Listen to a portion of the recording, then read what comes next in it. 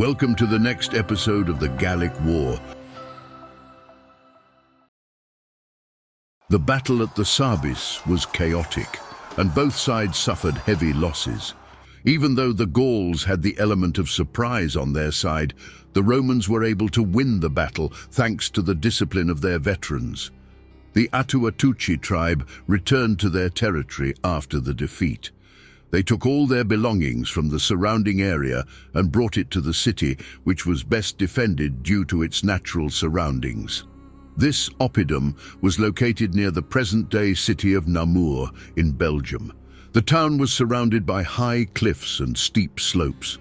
There was only a narrow, gently sloping entrance on one side.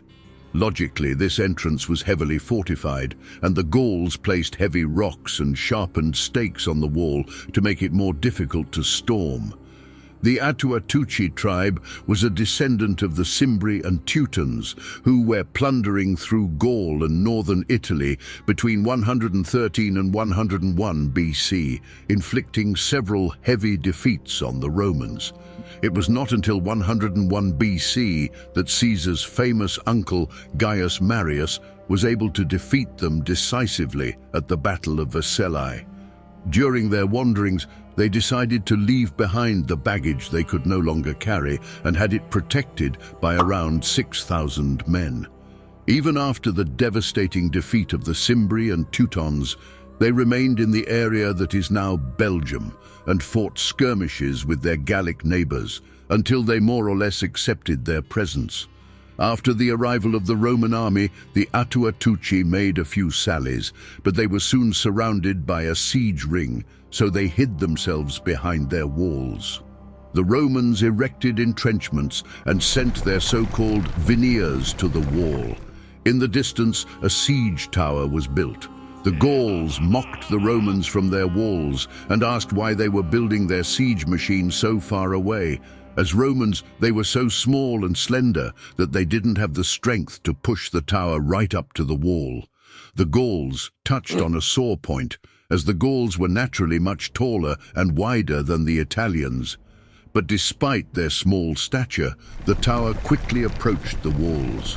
The size and speed of the machine had clearly impressed the Gauls, who suspected that the Romans were in the favor of the gods, so they sent envoys to Caesar to ask for peace.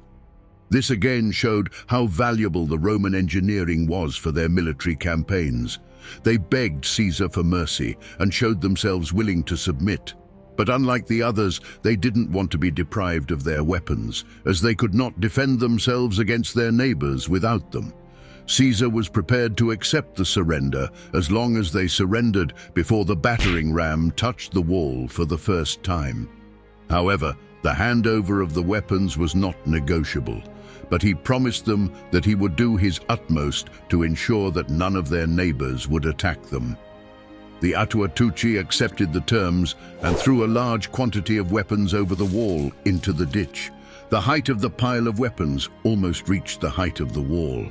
As the Romans later learned, only a good 2/3 of the weapons were handed over. The rest was secretly kept back. However, this went unnoticed for the time being. The Gauls opened the gates and peace prevailed for the time being.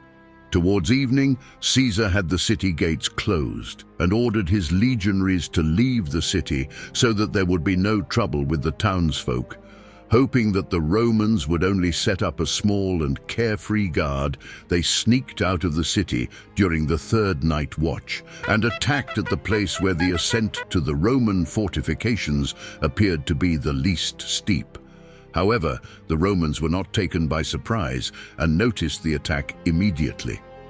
The guards gave a fire signal and the legionaries rushed over. The battle was fierce and brutal.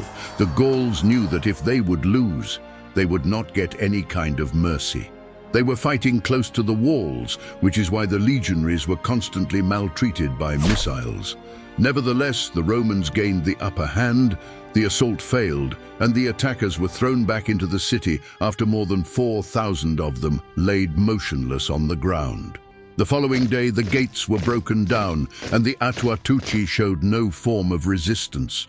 They surrendered to their fate. They were shown no mercy for breaking the treaty. The city was released for plundering and the inhabitants sold as slaves. The slave traders confirmed to Caesar a total number of 53,000 heads. This ended the fighting for the year 57 BC. Before the soldiers went into winter quarters, Caesar received the news that all the coastal peoples had been brought back under the control of the Roman people. Caesar had promoted the young Publius Crassus, who was the son of the rich Marcus Licinius Crassus, to legate in the course of the year, and sent him together with the 7th Legion to Normandy and Brittany to subdue the peoples there. Some of the Germanic tribes were so impressed by the successes of the Romans during their war campaign that they sent envoys with the promise to submit to Roman orders. Caesar, however, ordered them to return after the beginning of the next summer. He now had other plans. He led the legions into winter camp within the territories of the Carnutes, Andes, and Turoni. Then he traveled back to Italy. There, a 15-day feast was held in his honor. Epilogue. Even though he still had many political enemies, no one could deny his outstanding military successes. For the time being, he was untouchable, as long as he remained on the road to victory. Thus ends the second season of the Gallic Wars. See you next time, your geek philosopher.